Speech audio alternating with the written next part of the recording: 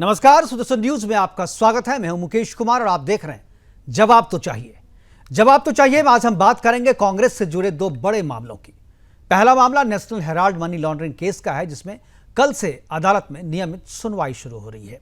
2 तारीख से लेकर के 8 तारीख यानी 2 जुलाई से 8 तारीख तक यह सुनवाई चलेगी। और दूसरा जो बड़ा मामला है वो देश के पहले प्रधानमंत्री पंडित जवाहरलाल नेहरू के पत्रों से जुड़ा है, जिन्हें नेहरू मेमोरियल म्यूजियम और लाइब्रेरी से हटाकर कांग्रेस की तत्कालीन अध्यक्षा सोनिया गांधी ने अपने पास मंगवा लिया था। दरअसल नेहरू मेमोरियल म्यूजियम और लाइब्रेरी, जिसे अब प्रधानमंत्री म्यूजियम और लाइब्रेरी के नाम से जाना जाता है, वहां पंडित नेहरू द्वारा अपने कार्यकाल में देश और विदेशों के प्रमुख व्यक्तियों को लिखे गए पत्रों को संग्रहित किया गया था। इनमें उन व्यक्तियों के जवाब भी शामिल थे जिनके साथ प्रधानमंत्री पंडित नेहरू के पत्राचार हुए थे। इतिहासकार रिजवान कादरी, जो म्यूजियम के प्रमुख हैं और म्यूजियम से जुड़े हुए हैं, उन्होंने सितंबर 2024 में सोनिया गांधी को और दिसंबर 2024 में राहुल गांधी को पत्र लिखकर उन 51 बक्सों में बंद मूल पत्रों को वापस करने की मांग की है, जिन्हें यूपीए शासनकाल में सोनिया गांधी ने अपने पास मंगवा लिया था। रिजवान कादरी का कहना है कि या तो इन पत्रों की मूल प्रतियां वापस की जाए या फिर उनकी डिजिटल फोटोकॉपी म्यूजियम को सौंपी जाए। और साथ ही उन्होंने एक बात और कही है कि फॉरेंसिक ऑडिट की भी उन्होंने मांग की है, ताकि पता चल सके कि जो पत्र दिया गया है, चाहे जिनकी फोटोकॉपी या डिजिटल कॉपी है, उनके साथ किसी भी तरीके की कोई छेड़छाड़ नहीं की गई है। इन 51 बक्सों में नेहरू के अल्बर्ट आइंस्टीन, जयप्रकाश नारायण, पद्मसा नायडू, विजया लक्ष्मी पंडित, अरुणा असफ अली, बाबू जगजीवन राम और गोविंद पल्लव पंत जैसे प्रमुख व्यक्तियों के साथ हुए पत्राचार का संग्रह शामिल है। लेकिन सबसे ज्यादा चर्चा हो रही है एडवीना माउंटबेटन के साथ पत्राचार को लेकर। सूत्रों का दावा है कि कांग्रेस को सबसे अधिक चिंता इन्हीं पत्रों को लेकर है। बीजेपी नेता और सोशल मीडिया में प्रमुख जो है बीजेपी के सोशल मीडिया के अमित मालवीय, उन्होंने सवाल उठाया है कि दस्तावेजों को वापस नहीं किया जा रहा है। क्या इसमें ऐसा कुछ है जिसे कांग्रेस राजनीतिक नुकसान से बचने के लिए सार्वजनिक नहीं करना चाहती? एक अमेरिकी अखबार में छपे एक लेख के अनुसार, जिसमें जो लाइब्रेरी में काम कर जो म्यूजियम के एक स्टाफ है, उनके हवाले से यह खबर छापी गई कि एडवीना माउंटबेटन को नेहरू द्वारा लिखे गए कुछ शब्द ऐसे हो सकते हैं जिन्हें सार्वजनिक किया जाना राष्ट्रहित या कांग्रेस के हित में नहीं माना जा रहा है। तो क्या इन पत्रों को छुपाकर किसी को बचाया जा रहा है? क्या यह सिर्फ पारिवारिक पत्र है या इसमें कुछ संवेदनशील बातें भी हैं जो इतिहास और राजनीति को प्रभावित कर सकती है? आज अपने प्रोग्राम में हम चर्चा करेंगे कि देश के पहले प्रधानमंत्री जवाहरलाल नेहरू के पत्राचार पर किसका अधिकार होना चाहिए, देश का या परिवार का? एडवीना माउंटबेटन को लिखे गए पत्रों में ऐसा क्या है जिसे छुपाया जा रहा है? क्या सोनिया गांधी ने जानबूझकर पत्रों को म्यूजियम से हटवाया? क्या दस्तावेजों को सार्वजनिक करने से कांग्रेस को राजनीतिक नुकसान हो सकता है? क्या नेशनल हेराल्ड मामले में कांग्रेस की मुश्किलें बढ़ने वाली है? करेंगे चर्चा, और चर्चा को आगे बढ़ाने के लिए हमारे साथ कुछ मेहमान हैं, उनसे भी आपका हम परिचय करवाएंगे। लेकिन पहले हमने एक रिपोर्ट तैयार की है, पहले उस रिपोर्ट को देखते हैं, उसके बाद मेहमानों से परिचय और फिर चर्चा की शुरुआत।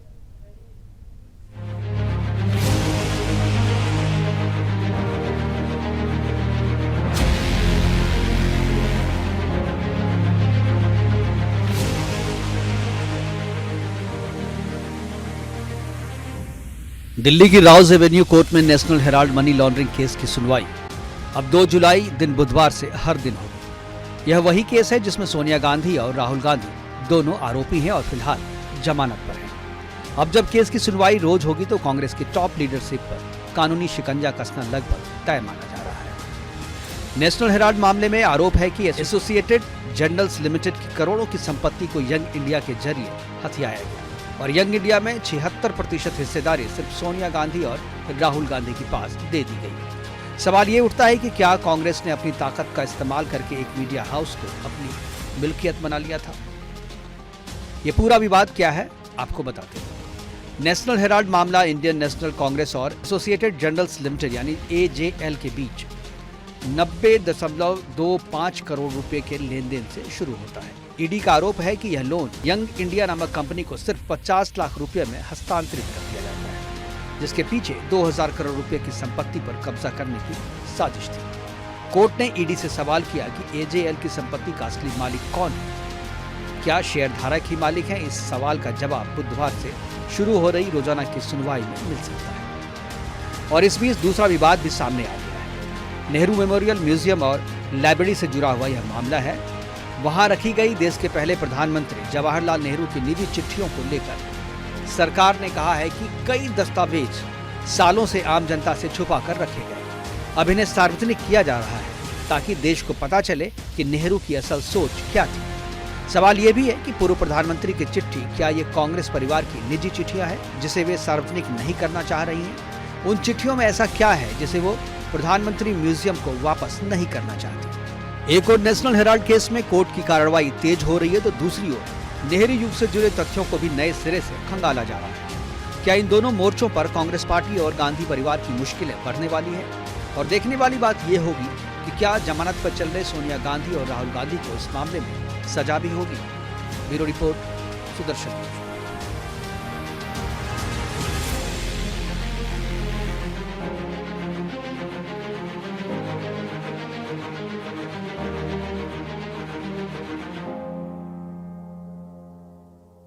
हालांकि 28 जुलाई को जो है हाई कोर्ट में, दिल्ली हाई कोर्ट में इसकी अपील भी है और अपील पे क्या होगा वो अपील के दिन पता चलेगा। और साथ में एक जो सबसे संवेदनशील मुद्दा है कि जो लाइब्रेरी और जवाहरलाल नेहरू लाइब्रेरी और म्यूजियम है उसमें रखे जो 51 बक्से हैं जिसमें नेहरू जी के पत्राचार हैं जो एडविना माउंटबेटन के साथ किए गए, उनको लेकर के खास तौर पे हालांकि बहुत सारे इतिहासकार और साइंटिस्ट और बहुत सारे नेता जो उस समय के थे उनके साथ भी पत्राचार हुआ, लेकिन उसको लेकर के उतनी बातचीत नहीं हो रही जितना एडविना माउंटबेटन को लेकर के हो रही है। और ऐसा क्या है उस लेटर में जिसे कांग्रेस छुपाना चाहती है, सार्वजनिक नहीं होने देना चाहती, जबकि देश जानना चाहता है कि हमारे पहले प्रधानमंत्री जी ने उस समय क्या बात की थी और उस पर इतिहासकारों का सोचना है कि ये सार्वजनिक किया जाना चाहिए। हमारे साथ तीन मेहमान हैं, तीनों मेहमानों से मैं आपका स्वागत करा दूं। सुरेंद्र स्वामी जी हैं राजनीतिक विशेषज्ञ के तौर पे और कांग्रेस के प्रवक्ता के तौर पे चंद्रमोहन शर्मा जी हमारे साथ हैं और चर्चा की शुरुआत चंद्रमोहन शर्मा जी से ही मैं करना चाहूँगा। चंद्रमोहन जी, दो मामले हैं,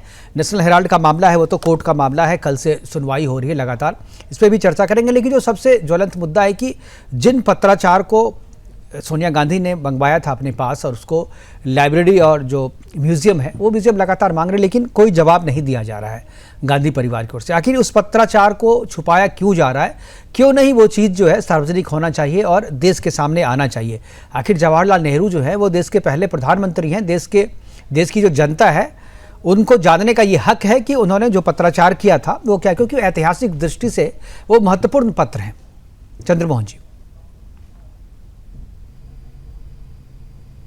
मुकेश जी, आज की प्रॉब्लम क्या है, गोदी मीडिया को तो आज के ज्वलंत मुद्दे वो नहीं दिखते, लेकिन 11 साल के कार्य प्रणाली को छुपाने के लिए आज से 400 साल और 40 साल के पीछे की बातें और उस गोदी मीडिया को दिखती है जो दरबारी भक्त है। और सबसे बड़ी बात है, नेशनल हेराल्ड की कार्रवाई होनी चाहिए। उसके लिए ना तो कांग्रेस पार्टी ने ना कांग्रेस के कभी आला कमान ने इस बात के लिए विरोध किया और निष्पक्षता से उसका सामना करने के लिए निडरता के साथ उसका साथ दिया और कोई भी चीज के लिए सरकार के अगेंस्ट में ना जाकर उसके लिए जो संभव हो सकता है वो कांग्रेस के नेताओं ने और कांग्रेस के हाईकमान ने किया। प्रश्न क्या खड़ा होता है कि जहां अमेरिका की सैक एक देश के बड़े नेता के मित्र के ऊपर मुकदमा चलाना चाहती है, कहीं उसको बचाने के लिए तो नहीं है शोर मच रहा?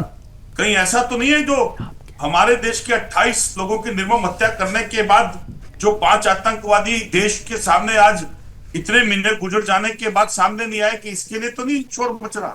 क्या देश के अंदर इसलिए तो नहीं शोर मच रहा कि उस मित्र के खिलाफ सम्मन है और समन के अंदर जो एक महामानव का सिलेंडर हो गया और देश को पता भी नहीं चला, जिसकी खबरें कई चैनलों के ऊपर, जो छोटे चैनलों के ऊपर एक बड़े रूप के अंदर जागृत हो रही है, उसको दबाने के लिए तो नहीं है। मेरा वक्तव्य पूरा होने दीजिए। मेरा नेशनल हेराल्ड अब का मुद्दा नहीं है, पुराना मुद्दा। राहुल गांधी जी, सोनिया गांधी जी जब 2014 में देश के अंदर कुछ गोदी मीडिया और कुछ लोग कहते थे कि देश अब आजाद हुआ है, वो उस 14 से 25-26 तक के आजाद देश के अंदर उसका सामना कर रहे हैं और उन चीजों के साथ खड़े हैं, लेकिन उनका नहीं पता जो कह रहे थे देश आजाद हो गया। चलिए ठीक है, आपने बोल लिया, लेकिन जो सवाल था मेरा उसका जवाब नहीं दिया। मैंने कहा उस पत्र को क्यों छुपाया जा रहा है, मैंने पत्र के बारे में बोला था, आपने अपनी मर्जी से जो याद करके आए थे उन्होंने बोल दिया आपने। मैंने पूछा था पत्र के बारे में आपसे, ये तो हेराल्ड के बारे में, तो मैंने हेराल्ड के बारे में तो मैंने कहा कि कल से कल से चर्चा होगी, सुनवाई कोर्ट में है। मैं जो सुनवाई होगी हम दिखाएंगे, अपडेट करेंगे। मैंने तो आपसे पूछा जी कि उन पत्रों को जो छुपाया जा रहा है, मैं जो उसका नेहरू जी जवाब के दे- पत्र है, सोनिया गांधी जी ने जो अपने पास मंगवा लिया था, वो सामने क्यों नहीं आना चाहिए, मैं ये पूछना चाह रहा था जी। क्या आपकी नजर में देश की सरकार और देश की सरकार का नेतृत्व बहुत कमजोर है? क्या आप ये मानते हैं? क्या देश के अंदर देश का सुरक्षा तंत्र जिस नहीं तो तरह से मतलब सरकार 4-5 मजबूत है तो आतंकवादी जाकर आते के हैं घर में और डकैती ठाए करके ठाए ले आए करके पेपर, चले जाते हैं, मतलब आप कह रहे हैं ये चाह रहे हैं कमजोरी पुलिस साबित भेज करके होती है, पेपर उठवा लिया उसके जाए। ऊपर आज फिर गोदी मीडिया इस नहीं नहीं, आप चाहना ये चाह रहे हैं सरकार मजबूत है, सोनिया घर के गांधी के घर में पुलिस भिजवा करके लेटर मंगवा लिया जाए, उठवा लिया जाए। नहीं, मजबूत सरकार का मतलब क्या समझते हैं आप? उसमें साक्ष्य आने करनी चाहिए। भाई मांगा जा रहा है, लोकतांत्रिक नहीं, तरीके से मांगा जा रहा है, मुकेश जिस तरीके आप से तो लेटर कहीं लिखा और जा रहा है, ढूंढिए, जवाब भी वो नहीं आप मिल कहीं रहा। और ढूंढ रहे हैं। नहीं, नहीं, आप गोदी मीडिया नहीं है, लेकिन गोदी मीडिया आग जहां लगी है उसको छुपाने के लिए धुआं नेहरू परिवार की तरफ ढूंढ रहा है। धुआं वहां नहीं है, आग देश के उस कोने में जिससे आज देश के अंदर भुखमरी, गरीबी, कमरतोड़ महंगाई ठीक है, और चलिए। देश के हालात ऐसे हो गए चलिए कि ठीक है, वो उसके आपकी अंदर मजबूरी देश मैं की समझ जनता सकता को हूँ, मैं यही आपकी नहीं पता मजबूरी चलता समझ है कि सकता हूँ। सब क्या होने चंद्रमोहन वाला जी है। आप बहुत अच्छे वक्ता है, आपकी मजबूरी मैं समझ सकता हूँ, क्योंकि कांग्रेस में रह कर मतलब सागर में रह करके मगर से बैर नहीं किया जा सकता। वीरेंद्र चौहान जी हमारे साथ हैं। वीरेंद्र चौहान जी, जो सवाल पूछा जा रहा है चंद्रमोहन जी उसको बताना नहीं चाह रहे, क्यों नहीं बताना चाह रहे? मैं चाहता हूं कि आप बताएं कि आखिर वो सार्वजनिक क्यों नहीं होना चाहिए, वो पत्र जो देश के पहले प्रधानमंत्री के पत्राचार हैं वो सार्वजनिक क्यों नहीं, और क्यों उसे वापस मंगवा लिया गया? और मैं एक आपसे भी सवाल पूछाऊंगा कि ठीक है, 2 बार पत्र लिखा जा चुका है, नहीं दिया जा रहा, तो आगे क्या ऐसा ही पत्राचार होता रहेगा या लेटर वो सार्वजनिक भी किया जाएगा? देखिए, सबसे पहले तो जो हास्यास्पद टिप्पणी की है कांग्रेस के हमारे मित्र प्रवक्ता चंद्रमोहन जी ने, मैं उस पर एक टिप्पणी करने की आपसे इजाजत चाहता हूं जी। बात हो रही है नेशनल हेराल्ड की, बात हो रही है गांधी परिवार या फर्जी गांधी परिवार कहना चाहिए जिसको, उसने किस तरह से क्रांतिकारियों या स्वाधीनता सेनानियों के अंशदान से खड़े हुए नेशनल हेराल्ड की संपदा को व्यक्तिगत पारिवारिक संपत्ति बनाने का कुचक्र रचा, षड्यंत्र रचा, हड़पने का सिलसिला शुरू किया। बात उसकी हो रही है, और ये बात कल शुरू नहीं हुई, परसों शुरू नहीं हुई, 2019 में शुरू नहीं हुई। कांग्रेस के शासनकाल में ही डॉक्टर सुब्रमण्यम स्वामी ने यह मामला उठाना शुरू किया था। तो जो मामला कांग्रेस के शासनकाल में हमारे सत्ता में आने से बहुत पहले उजागर हो, उठना शुरू, अदालत में गया, अदालत में हाई कोर्ट से लेकर सुप्रीम कोर्ट तक इन्होंने बचकर निकलने के सारे प्रयत्न किए, वो मामला अब जब सिरे चढ़ रहा है तो क्या कांग्रेस के प्रवक्ता की विवेकशीलता पर प्रश्न नहीं खड़ा होता कि वो ये कह रहे हैं कि ये सवाल इसलिए उठ रहे हैं क्योंकि पाकिस्तान ने क्या कर दिया, पहलगाम में क्या हो गया, सिंदूर, ऑपरेशन सिंदूर में क्या हो गया। कपोल काल्पनिक बातें करना, इलॉजिकल कुतर्कपूर्ण बातें इस तरह से सार्वजनिक पटल पर करना, इसकी इतनी भयंकर बहादुरी कि इतनी हास्यास्पद बातें करके भी उनको लगता है कि लोग उन पे हंसेंगे नहीं या वो बच के निकल जाएंगे। ये पराक्रम का काम, ये बहादुरी का काम कांग्रेस के प्रवक्ता ही कर सकते हैं। मैं उनको उनकी बुद्धिमत्ता और उनकी इस कला के लिए उनको नमन करता हूं, उनका अभिनंदन करता हूं। रही बात कांग्रेस की हकीकत, कांग्रेस के काले चरित्र को छिपाने के प्रयासों की, कांग्रेस ने जब से वो बनी, कांग्रेस एक अंग्रेज ने बनाई, कांग्रेस कई अंग्रेजों की अध्यक्षता में हम लोग चर्चा कर रहे हैं एक हेराल्ड पे, आपने कहा। मैंने दूसरा मेरा प्रश्न है कि जो पत्राचार है नेहरू के, जो म्यूजियम से सोनिया गांधी जी ने मंगवा लिए थे 51 बक्सों में, जो पत्राचार है, मैं वहीं आ रहा था जी, मैं उसके बारे में चाहूंगा जो उसके बारे में टिप्पणी करें जी। हाँ, मैं ये कह रहा हूं कि कांग्रेस का चरित्र, कांग्रेस के नेताओं के वक्तव्यों, पत्रों, उनकी लेखनी उसी से सबसे प्रामाणिक तौर पर उजागर हो सकता है, और स्वाभाविक रूप से हम लोग उसी के आधार पर पंडित नेहरू पर सवाल खड़े करते रहे हैं। हम उसी के आधार पर आज तक कांग्रेस की जितनी भी पीढ़ियां जिन्होंने भारत को दंश दिए हैं उनको उनको यूं कहिए बेनकाब करते रहे हैं, तो स्वाभाविक रूप से उन दस्तावेजों को छिपाने में कांग्रेस की शिखर नेत्री सोनिया गांधी जी का इंटरेस्ट यही है कि वो पत्र सार्वजनिक होंगे, वो दस्तावेज सामने आएंगे, तो खुद कांग्रेस का या उसकी लीडरशिप का चेहरा वो एक बार फिर से जन सामान्य के सामने, साधारण भारतीयों के सामने वो बेनकाब हो जाएगा। बिल्कुल। इसीलिए उनको दबाने छिपाने का षड्यंत्र हो रहा है। बिल्कुल। लेकिन जो सबसे ज्यादा चर्चा हो रही है वीरेंद्र चौहान जी, मैं सुरेंद्र स्वामी जी के पास जाना चाहूंगा, जो सबसे ज्यादा मैं चर्चा, बस एक वाक्य कह रहा हूं। जी अधिक तक ये जितना मर्जी प्रयास कर लें, तथ्यों को, सत्य को और दस्तावेजों को दबाने छिपाने का समय लग सकता है। कुछ धीमी गति से ही सही, अंततो गत्वा सब चीजें सतह पर आएंगी। बिल्कुल। और इनके पास मुंह छिपाने के लिए जगह कुछ भी नहीं है।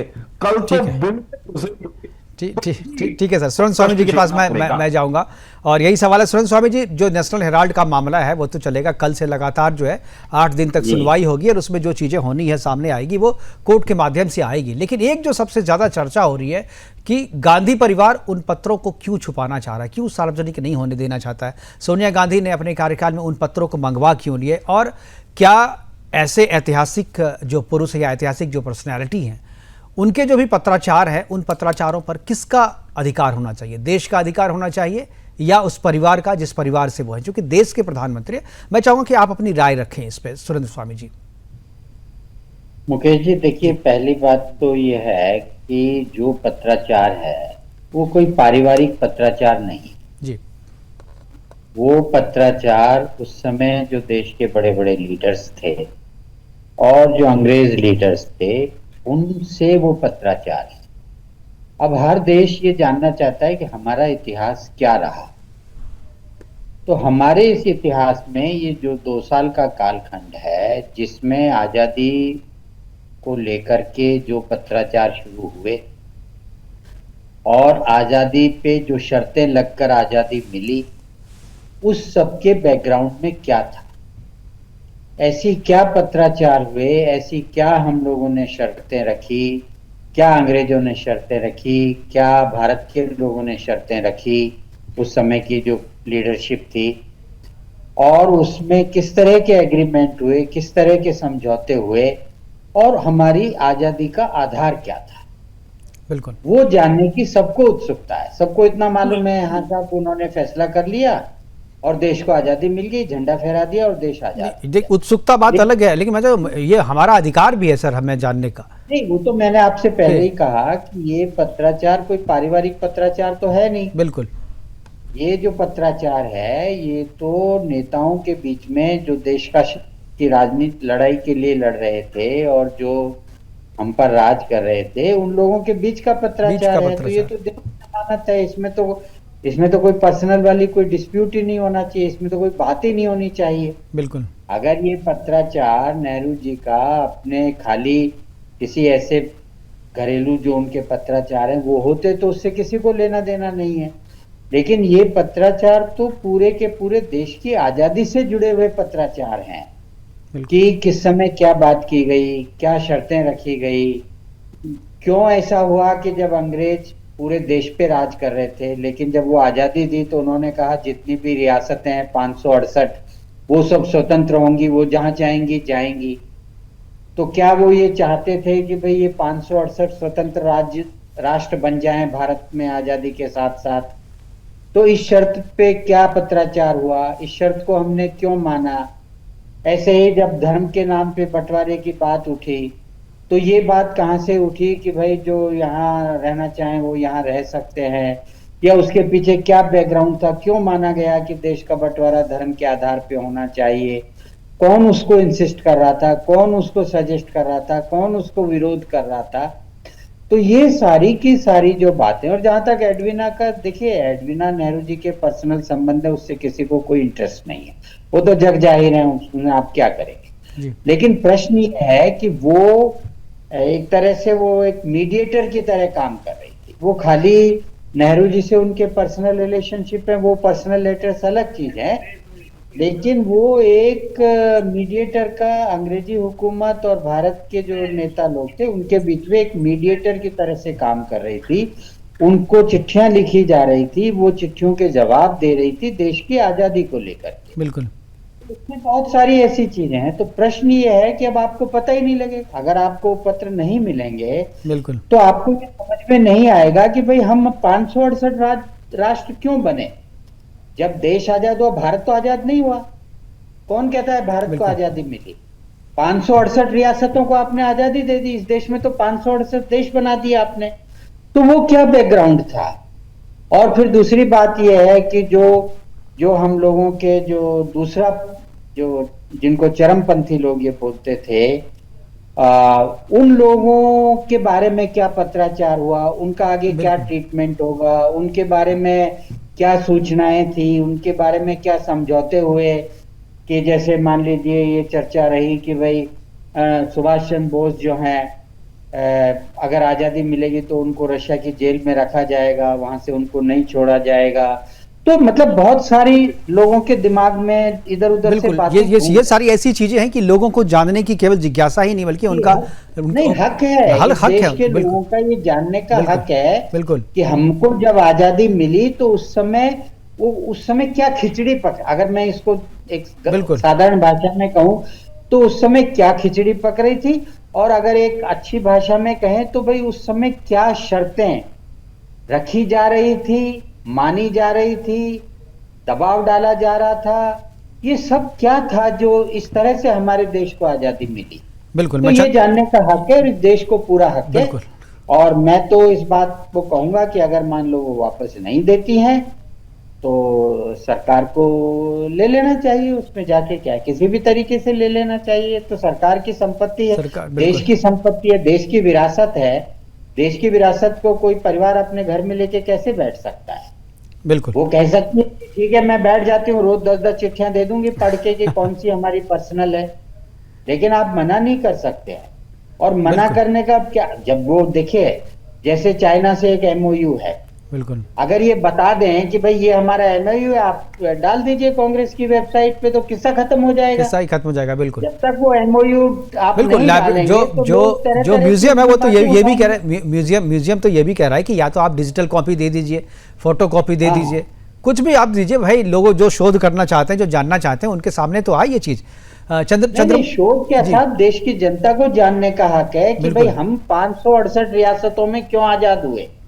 ये सब बहुत बड़ा प्रश्न है ये, कि जब अंग्रेजों का राज एक भारत पे था, जब लड़ाई भारत की स्वाधीनता की थी, जब उसमें सारे रजवाड़े भी लड़ रहे थे, तो ऐसा क्या हुआ कि सबको आजाद कर दिया, सबको जो है इंडिपेंडेंस देकर। बिल्कुल। और इस दौरान इसके लिए क्या क्या पत्राचार हुए, काफी इंटरेस्टिंग है और मुझे लग रहा है कि लोगों को जानने का हक है और इस बात के बाद और भी जिज्ञासा लोगों की।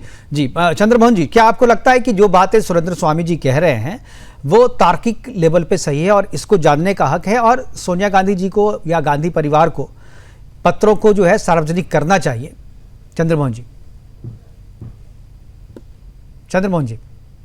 जब समय आएगा और इन चीजों की सच्चाई को सामने रखा जाना चाहिए, उसके लिए कांग्रेस के हाईकमान और सोनिया गांधी जी बिल्कुल साक्षात्ता के साथ अपनी बात को रखते आ रहे और रखेंगे भी। लेकिन विषय का गोलमोल होता है।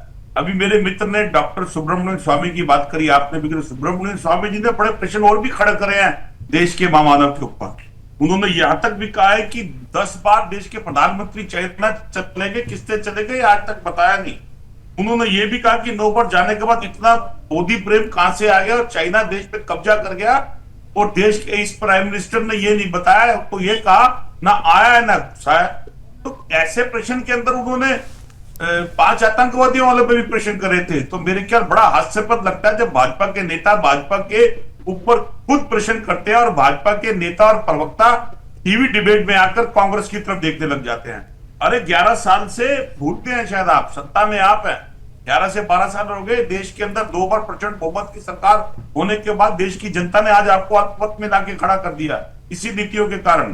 देश आपसे साथ में ये भी कर रहा है, जिस पाकिस्तान की बात को आज आप उड़ा रहे हैं और कह रहे हैं कि पाकिस्तान की बात करते हैं, उसी पाकिस्तान के कारण देश की जनता ने आपको वोट दिए थे और आज देश की और देश की नाक आपने कटाई थी। और मेरे पत्रकार बंधु बहुत बातें कर रहे हैं, लेकिन पत्रकार होते हुए ये तो उन्होंने बताया नहीं कि 2014 से अब तक 79,441 स्कूल क्यों बंद हो गए सरकारी। उन्होंने पत्रकार होने के नाते ये तो बताया नहीं कि 2021 और 24 से लेकर आज तक 9 करोड़ बच्चे 1 क्लास से 8 क्लास के होने के बाद वहां से क्यों निकल गए। कौन सा शिक्षा ये कहां से सर, ये डेटा आप कहां से लाते हैं सर? सर ये डेटा, ये ड्रॉप आउट का जो डेटा आप बता रहे हैं चंद्रमोहन जी, चंद्रमोहन जी, ये आप आंखें खोल लेंगे मुकेश जी, नहीं, आपको सरकारी वेबसाइट पे मिल जाएंगे। नहीं, ये किसी पता नहीं पुरानी वेबसाइट से देख रहे हैं। ड्रॉप आउट जो है तो आप तो गोदी मीडिया है नहीं। हाँ, आप गोदी मीडिया नहीं है, आप तो नहीं, आप है, लेकिन गोदी मीडिया देखता ही नहीं है ना। नहीं, आप जो देखते हैं ना वो कोई पत्रकार नहीं देख पाता। पता नहीं सोर्स आप कहां से ले आते हैं। आप जो देखते हैं, आप लोगों की दुनिया ही अलग है। आप लोग बात ही नहीं करता। अरे चंद्रमोहन जी, मैंने तो इतना समय मैं देता हूं, मैं तो विपक्ष को सबसे ज्यादा समय देता हूं। आप देखिए लगातार 5 मिनट से बोल रहे हैं, कोई आपको रोक नहीं रहा है। लेकिन आप सही चीजों को सामने रखिए ना, बुरा मत बनाइए। नहीं, वैसे जो सवाल पूछा है, देखिए जो सवाल पूछा है चंद्रमोहन जी, आपका चैनल भी बहुत निष्पक्षता के साथ दिखाता है। चंद्रमोहन की ड्यूटी यही है। चंद्रमोहन जी, जो सवाल पूछा है उसका तो जवाब दीजिए। आप जो घर से याद करके आते हैं वही बोलना मत। आपकी मजबूरी थोड़ा है। मेरी कोई मजबूरी नहीं है, तो आपकी भी मजबूरी नहीं होनी चाहिए चंद्रमोहन जी। देश के अंदर जब कभी आप जैसे पत्रकार अपना धर्म भूल जाएंगे तो उस धर्म को याद कराने के लिए भी वापस आना पड़ेगा। चलिए ठीक है, जब मैं भूल जाऊंगा तो आप मुझे याद दिला दीजिएगा। जब मैं भूल जाऊंगा तो याद दिला दीजिएगा, लेकिन फिलहाल मैं भूला नहीं हूं। और मैं आपको जो सवाल मैंने चंद्रमोहन जी किया उसका जवाब नहीं मिला मुझे। आपसे जो सवाल पूछा जाता है उसका जवाब आप नहीं देते हैं। मैं जानता है नहीं, आपसे जो सवाल पूछ रहे हैं उसका देखिए, कोई भी नेता पिता का पत्र पुत्री के नाम, चंद्रमोहन जी, पिता का पत्र पुत्री के नाम जो सार्वजनिक हुआ, सरकार के रहते हुए कोई भी नेता किसी चीज को छुपा रहा है तो लाचारी है सरकार की। ठीक है, अब आप बताइए जरा सा कि वो लेटर क्या सार्वजनिक होना चाहिए आपके हिसाब से? आपकी जिज्ञासा नहीं है कि उन पत्रों को जाने? उस दौरान जो पत्राचार हुए थे, जब भारत आजाद हो रहा था, उस दौरान जो सरकार और जो अंग्रेज सरकार के बीच में जो पत्राचार हो रहे थे, उसको जानने की इच्छा क्या आपको नहीं है चंद्रमोहन जी? चंद्रमोहन जी, क्या आप नहीं जानना चाहते? मेरे को तो आज की रोटी की चिंता है कि मेरी थाली के अंदर आज रोटी नहीं है। और मेरे देश के जिस सिंदूर ऑपरेशन की बात करी थी उसमें जो 28 ठीक है वीरेंद्र चौहान जी, ठीक है, मैं समझ गया। देखिए डिबेट में हंस रहा है। एक नेशनल चैनल पर एक पत्रकार देश के व्यक्तियों के मर जाने के बाद हंस रहा है। कितने ठीक है, अरे ठीक है सर, अरे सर आप इसे राजनीतिक मंच मत बनाइए चंद्रमोहन जी, राजनीतिक मंच मत बनाइए। चंद्रमोहन जी, राजनीतिक मंच मत बनाइए। मैं जैसे आप भटक रहे हैं ना मुद्दे से, इसलिए इस पे हंस रहे हैं।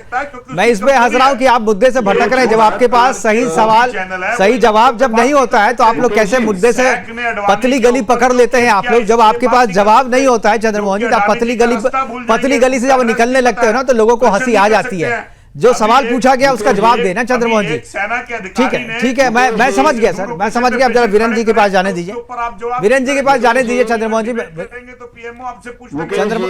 चंद्रमोहन जी, हो गया चंद्रमोहन जी, हो गया। आपने जो याद करके आया हम लोग सुन लिए सब। जी वीरेंद्र जी, आपने प्रश्न किया कि क्या पंडित नेहरू का वो पत्र व्यवहार, वे दस्तावेज जो सोनिया जी ने दबा लिए हैं, कब्जा लिए हैं अवैधानिक रूप से, अनैतिक रूप से, क्या वो सार्वजनिक नहीं होने चाहिए?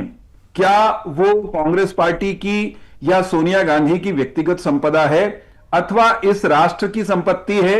उनमें जो भी है, अच्छा है बुरा है, उसको जानने का भारतवंशियों को, हमें और आपको हक है अथवा नहीं?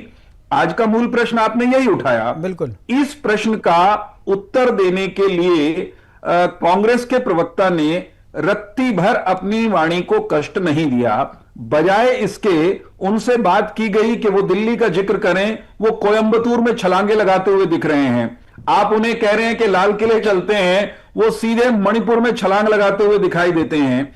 इसे कहते हैं मूल विषय पर सामग्री है नहीं, जानकारी है भी तो देने में समस्या है, बेनकाब होने का खतरा है। इसलिए आई बाई बोलना भी कहते हैं हमारे हरियाणवी में इसको, कि जो असली विषय है उस पर आपके पास उत्तर है नहीं, तो आप इधर की उधर की बात करना शुरू कर दें।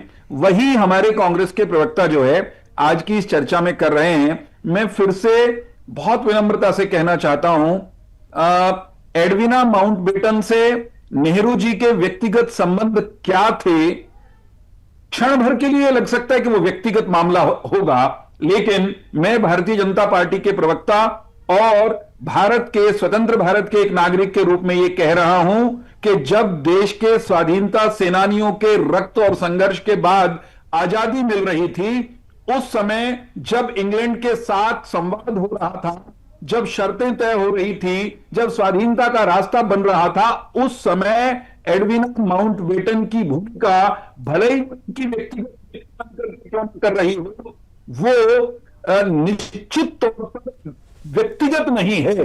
वो भारत के उस समय के वर्तमान और हमारे उस दौर के आज कहेंगे तो उस समय के अतीत के लिहाज से बहुत महत्वपूर्ण है कि एडविना कर क्या रही थी, एडविना को लिखा क्या जा रहा था। एडविना कोई अधिकारी नहीं थी, एडविना व्यक्तिगत रूप से उनकी क्या थी छोड़िए उस बात को, लेकिन अगर एडविना हर जगह दिखाई दे रही थी, उछलती कूदती, लिखती पढ़ती, चिट्ठी लिखती, चिट्ठी मंगवाती, तो देश का जानने का हक है कि पंडित जी एडविना को क्या लिख रहे थे, या अंग्रेजी सरकार से, इंग्लैंड की सरकार से उनका जो पत्र व्यवहार चल रहा था उसमें वो कह क्या रहे थे।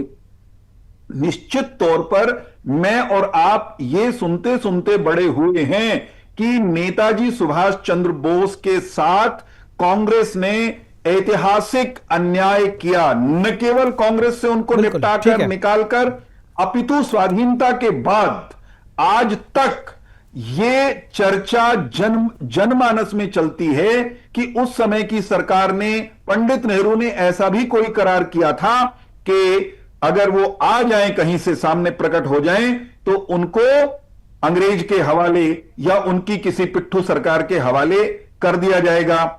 ऐसा था क्या, उसकी तह तक जाने का, जानकारी जुटाने का अधिकार है।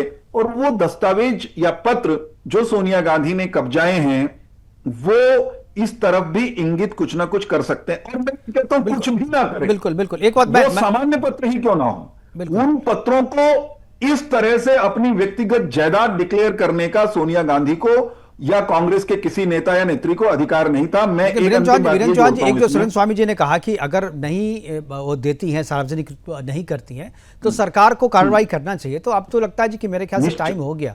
सितंबर में पत्र लिखा गया 24 में, दिसंबर 24 में, एक साल से ज्यादा का वक्त हो गया, एक साल होने जा रहा है मेरे ख्याल से। तो मेरे ख्याल से अब सरकार को आगे बढ़कर के कार्रवाई करनी चाहिए। मैं मुकेश जी आपकी इस बात से सहमत हूं, और पार्टी के प्रतिनिधि के नाते मैं ये समझता हूं कि मेरी अपनी सरकार को देश हित में उन दस्तावेजों को कानूनी रास्ता अपनाते हुए सोनिया गांधी को विवश करना चाहिए कि वो उन दस्तावेजों को या उनकी डिजिटल प्रतिलिपि को वापस लौटाए। मैं कांग्रेस के प्रवक्ता चंद्रमोहन जी को एक बात जो इन्होंने बार बार छेड़ी है, उस पर इनको चलते चलते ये भी बता देना चाहता हूं, भाई साहब, आप उस पार्टी के प्रवक्ता और प्रतिनिधि हैं जो पाकिस्तान के जन्म में मददगार थी, पाकिस्तान को पालने में मददगार रही। उस पार्टी के आप प्रतिनिधि हैं जिस पार्टी के नेता और देश के प्रथम प्रधानमंत्री के रहते हुए जम्मू कश्मीर की रियासत का एक बड़ा हिस्सा वो पाकिस्तान ने कब्जाया और अपने यूनाइटेड नेशंस में उस विषय को ले जाकर उसको फंसाया। उस पार्टी के प्रतिनिधि हैं चंद्रमोहन जी, लेकिन एक जो सवाल इस पत्र को लेकर के लाखों हेक्टेयर भूमि कब्जाई और आपने बिल्कुल ठीक है नहीं निकाली। ठीक है सर, ठीक है सर। तो इन चीजों का तो कांग्रेस को जवाब देना ही पड़ेगा। सुरेंद्र स्वामी जी के पास एक सवाल मैं लेके जा रहा हूँ। सुरेंद्र स्वामी जी, जो एडविना को लेकर के जो बातचीत हो रही है, बहुत सारे ऐसे आर्टिकल भी बने जिसमें यह कहा गया कि एडविना जो है, इनफैक्ट नेहरू जी से उनके जो संबंध थे, जो उनकी मित्रता थी, ये एक तरीके से टूल की तरह अंग्रेजों ने या माउंटबेटन ने जो है एडविना का इस्तेमाल किया था नेहरू को अपनी उंगली पे नचाने, या यूं कहें कि अपने मनमाफिक उनसे फैसले करवाने के लिए एडविना का एक टूल की तरह इस्तेमाल किया गया था। और शायद इसी वजह से जो कुछ पत्राचार हैं, उन पत्राचारों से इन सब चीज़ों का खुलासा हो सकता है। शायद एक प्रमुख वजह है जिसकी वजह से उन पत्राचारों को जो है सार्वजनिक करने से बच रही है कांग्रेस। क्या इस तरह की बातों पे आप यकीन रखते हैं या आपको लगता है कि ऐसा हो सकता था? नहीं, देखिए, ऐसा होता है ना कि जब चीजें ट्रांसपेरेंट नहीं होती हैं तो सभी को शक होता है, और उस शक को दूर करने का एक ही तरीका है, जैसे मैंने आपको अभी उदाहरण दिया था जी कि चाइना से 2008 में एक एमओयू किया कांग्रेस सरकार ने, कांग्रेस पार्टी ने, जी। कांग्रेस पार्टी ने। और सब लोग पूछते हैं, हर बार ये डिबेट में भी इश्यू उठते हैं, लेकिन इन्होंने कभी नहीं बताया कि उसमें क्या है। हो सकता है वो ऑर्डिनरी हो, लेकिन क्योंकि आप नहीं बता रहे हैं तो लोगों को शक है कि क्या कांग्रेस पार्टी ने उसमें कोई चाइनीज एजेंट बन के काम करने का एक्सेप्टेंस दिया था क्या? क्या उसमें पैसे की लेन देन, इंफॉर्मेशन शेयरिंग भी थी क्या? उसमें क्या है ऐसा? अगर आपका साफ है तो आप वेबसाइट पे डाल दीजिए, लोगों के मुंह बंद हो जाएंगे, लोग घर बैठ जाएंगे। लेकिन जब आप उनको नहीं करते हैं तो लोगों को तरह तरह की उसमें दिक्कतें नजर आती हैं। फिर जैसे चाइना ने किया तो वही, वो रात को एम्बेसडर के पास चले गए, हमारी सेनाओं को कहा, हमारे सिपाही पिट के आ गए, इस तरह की बातें, तो लोगों को और भी शक होता है कि कहीं ऐसा तो नहीं है कि भाई ये चाइना के लिए काम कर रहे हैं, हमेशा चाइना की तारीफ करते रहते हैं, विदेश में जाते हैं चाइना की तारीफ करते हैं, तो क्या वो कोई एग्रीमेंट तो नहीं है इस तरह का? तो ये सब यही बातें एडवीना को लेकर के हैं कि एडवीना ने नेहरू जी को अपने जाल में फंसाया, नहीं फंसाया, नेहरू जी खुद फंसे, लेकिन जो हमारे देश को आजादी मिली वो बहुत फेयर नहीं थी। उसमें बहुत सारी ऐसी शर्तें हैं, ये तो गनीमत समझिए कि सरदार पटेल थे, उन्होंने 6 महीने में खींच खांच के सबको जोड़ दिया, और जिन्होंने दिक्कत उठाई उनको सेना भेज के कर दिया। अदरवाइज आप सोचिए कि अगर ऐसा नहीं होता तो ये भारत होता क्या आज? ये भारत तो आज 568 भारत होते।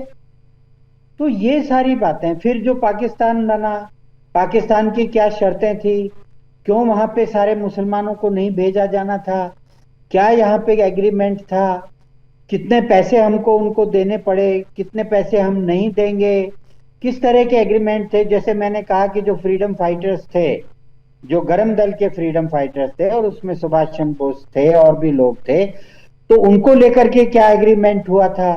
तो ये सारी की सारी जो बातें हैं, जब तक आप बताएंगे नहीं तो लोग अपने सोचते रहेंगे उसी अंदाज में।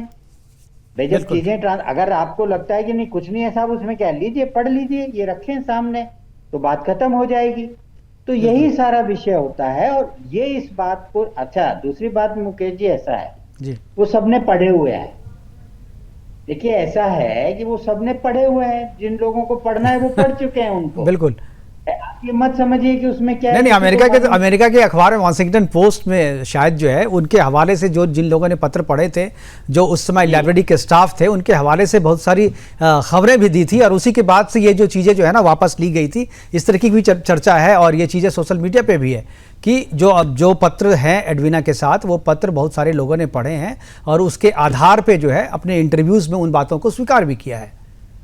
जी, तो यही मैं आपसे कह रहा था कि वो ऐसा नहीं है कि भाई कोई किसी ने पढ़ा नहीं है, और ऐसा भी नहीं है कि इनकी 2008 की एमओयू भारत सरकार के पास नहीं होगी, वो सब पे होती है। लेकिन प्रश्न यह है, वो चाहते हैं कि भाई आप ऑफिशियली खुद कहें, अपनी जबान से कहें या खुद कहें, लाइए, फिर हम देश की जनता के सामने वो रखे जाएंगे, जनता फैसला करेगी। बिल्कुल। तो ये जो बातें हैं ये इतना मतलब, और फिर वैसे भी देखिए अच्छा हो या बुरा हो, वो तो देखिए आजादी हो चुकी, बिल्कुल, जो होना था हो गया।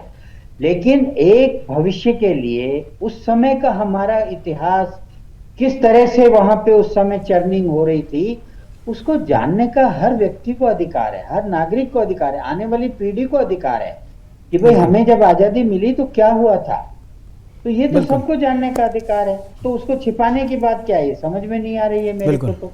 और इसीलिए लोगों को लगता है, जिस तरह की इधर उधर रिपोर्टें भी छपती हैं, तो लोगों को लगता है कि उसमें बहुत ऐसी भूमिका रही है जिस भूमिका से इनके बहुत बड़े बड़े जो मतलब दावे वादे हैं, उसकी पोल खुल जाएगी, पोल खुल जाएगी। बिल्कुल। और शायद राजनीतिक तौर पे जो है इसका नुकसान जो होगा उसकी भरपाई करना कांग्रेस के लिए मुश्किल होगा। शायद यही वजह है कि उनको छुपाया जा रहा है। चंद्रमोहन शर्मा जी हमारे साथ फिलहाल अभी निकल गए हैं और प्रोग्राम को वाइंड अप करने का भी समय हो रहा है। हमारे साथ जुड़ने के लिए स्वामी जी आपका, सुरेंद्र स्वामी जी आपका, और हमारे साथ वीरेंद्र चौहान जी जुड़े बीजेपी प्रवक्ता के तौर पर आपका, और चंद्रमोहन शर्मा जी आपका भी बहुत बहुत धन्यवाद। आप जुड़े, अपनी महत्वपूर्ण चर्चा में अपनी बातें रखी। हालांकि सवाल जो पूछे गए थे उसका जवाब कांग्रेस के प्रवक्ता ने नहीं दिया, लेकिन जो भी बातें कही उसके लिए आपका धन्यवाद। लेकिन जो चर्चा चल रही है एक ये है कि नेशनल हेराल्ड मामले में कल से सुनवाई होगी लगातार 8 तारीख को, और उसमें जो भी होगा वो कांग्रेस के लिए एक मुसीबत खड़ी होने वाली है कल से लगातार। लेकिन ये जो पत्र वाला मामला है, ये मामला अभी यहीं पर खत्म होने वाला नहीं है, क्योंकि पत्र का जो अंदर का जो टेक्स्ट है पत्र का, जो कहते हैं कि जो चीज़ें लिखी गई है वो भले ही आधिकारिक तौर पे लोगों के पास नहीं हो, लेकिन लोगों के पास इसकी जानकारी है। जो लाइब्रेरी है, जो म्यूजियम है, उनके जो कुछ स्टाफ है, उन लोगों ने भी इसकी प्रति को पढ़ा है और उनके पास भी जानकारी, उन अपने इंटरव्यू के जरिए से वो इन चीज़ों को बीच बीच में सार्वजनिक भी करते रहते हैं। लेकिन आधिकारिक तौर पे उनका बाहर सामने आना, सार्वजनिक तौर पे सामने आना काफ़ी ज़रूरी है, क्योंकि इसके आधार पे उस समय के इतिहास को लोग जानेंगे, देश जानेंगे, क्योंकि ये देश का अधिकार है कि उनके सामने जो देश आज़ाद हुआ है वहाँ आज़ादी से पहले अंग्रेज़ों के बीच में कांग्रेस के नेतृत्व के साथ क्या पत्राचार हो रहा था, ये जानना सबका हक है, देश का हक है। इसलिए किसी भी